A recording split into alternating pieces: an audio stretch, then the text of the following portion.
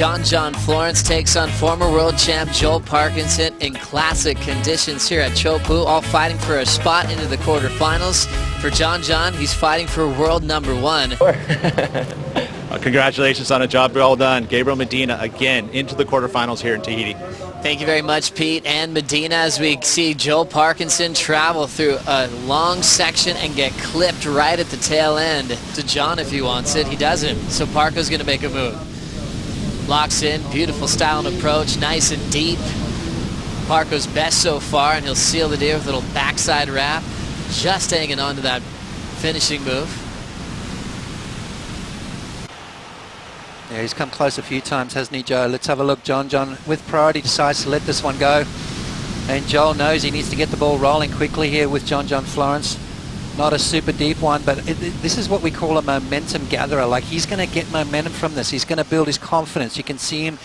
The world title talk does not stop when you're on land here in Tahiti. As we check out the replay during the recap, Florence gets a nice little wake-up call here at Teahupo'o. Lets the spit just send into the channel. Something he can do with his eyes closed. This is the wave he was waiting for. Absolutely right, Joe. I mean, this is probably one of the biggest waves we've seen this morning. You know, and sometimes at Teahupo'o, you don't really need the big ones. You need those ones that really give you that time behind the curtain. But John, realizing time is ticking away, he needs to get a score on the board, and that's exactly what he's done. I don't think it's if, I think it's when. Looking at the time on the clock, 18:30. Florence decides to back up the 897 under priority. A wave that gives him plenty of room to perform. Gets barrel, blowtail hack off the top, and seals a huge finish. Over dead shallow reef. Let's have a look at John here. Beautiful positioning. Look at the style that he brings to it. That back leg completely compressed on the board. Maximizing his time in the barrel, and then throws the tail out the back of that wave. Have a look at that from John. Just so casual, yet so radical as he pulls in. He's done this so many times. That's his second home right there inside the tube.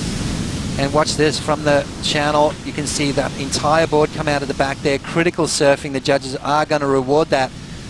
You know, when it comes down to these close heats, these little turns at the end are really going to be the difference, Joe. Unbelievable. Blows the whole board out the back. Lands it on the back of the lip there. And that's over super shallow reef. So the commitment, yeah, I mean, this was all feel right here. This is just natural talent. This is stuff you cannot teach. You know, you can coach someone on heat strategies, etc., but actually the riding of a wave just has to come natural, and John just has that natural ability.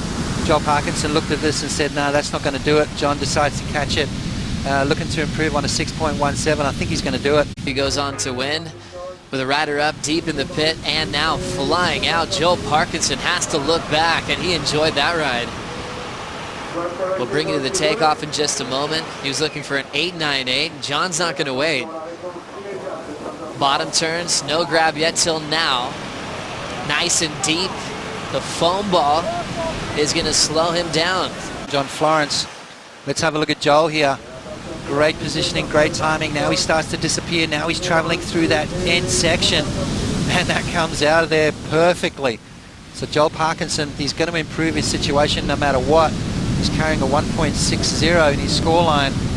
Look at the technique right there, just slowing himself down, maximizing the time behind the curtain. And yeah, that felt good, Joel.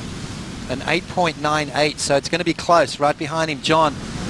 Not wanting Joel to get too far ahead, pulls in, and that white water right there just gobbles him up and sends him up and over the falls. So Joel in a great position right now. Who's going to come out on top? Joe, have a look at that. 9.07 for Joel Parkinson. Florence needs to answer back, needing a 6.94 on this wave. He's got the speed, stands tall with no grab. And this wave spits everything out without Florence.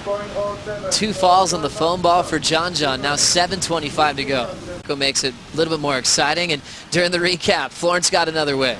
Well, Joel had priority. He let John go on this. Wow, there you go. What do you say? I mean, you know, Joel Parkinson looked at that wave and said, you know what, you can have it.